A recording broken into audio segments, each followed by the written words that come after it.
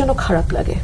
খারাপ লাগে এই কারণে যে উনি নানান রকম অপবাদ ঘাড়ে নিয়েও তার দলকে যে কোনো উপায়ে ক্ষমতায় আনছেন, রাখছেন, 300 জন এমপিকে বিনা ভোটে সংসদে রাখছেন এবং তাদের নানান রকম সুযোগ সুবিধা তারা পাচ্ছে এই ভদ্রমহিলার কল্যাণে।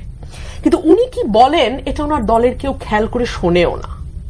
আমি কয়েকটা হেডলাইন বলি। বাংলা ট্রিবিউন ৩৮ মে 2018, ভারতকে যা দিয়েছি সারা জীবন মনে রাখবে শেখ হাসিনা।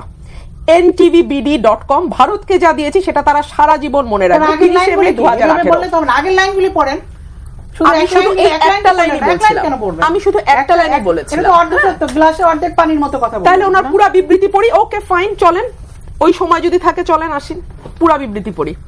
আওয়ামী লীগ সরকার ভারতকে যা দিয়েছে দেশটি তা সারা জীবন মনে রাখতে হবে বলে মন্তব্য করেছেন শেখ হাসিনা। আরো শুনবেন? বলবো? আপনি সময়ও টানবেন, আপনি বক্তব্য জানতে চাইবেন। আমি একটা কথা বিনীতভাবে বলবো, খুবই বিনীতভাবে বলবো, আপনার দলের নেত্রী ওনার বক্তব্য জানেনই না। প্রধানমন্ত্রীর জন্য খারাপ লাগলে, যদি খারাপ লাগতো সেটা আপনার বাবার লাগতে পারতো, বা আপনার বাবার জন্য আপনার বাবা বঙ্গবন্ধুর জন্য আপনার বাবার খারাপ লাগতো। আপনি তো প্রধানমন্ত্রীর জন্য খারাপ লাগবে না। প্রধানমন্ত্রীর সমালোচনা করবেন, আবার আপনি সংসদে যোগ দিয়ে গাড়ি বাড়ির জন্য কথাগুলো কি রেলেভেন্ট না? প্রধানমন্ত্রীর সমালোচনা করবেন। যেই লাইনটা বলেছিলাম এটা কি নিউজে আছে না? না, আপনি আপনার কথা শুনবেন।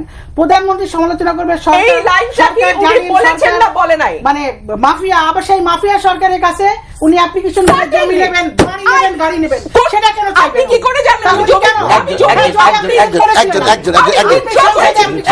উইথড্র করেছি, আপনি সেটা জানেন না। আপনি রুবেল ফারহানা যেটা বলেন সার্টেনলি বিশ্বাস করি। জমির অ্যাপ্লিকেশন যদি কেন বলবেন আপনি? আমি রাজনৈতিকভাবে সার্টেনলি মাফিয়া আমি বিশ্বাস করি। আমি বিএনপি খুনি তো এই সরকার 100% মাফিয়াগিরি তারেক রহমান করে।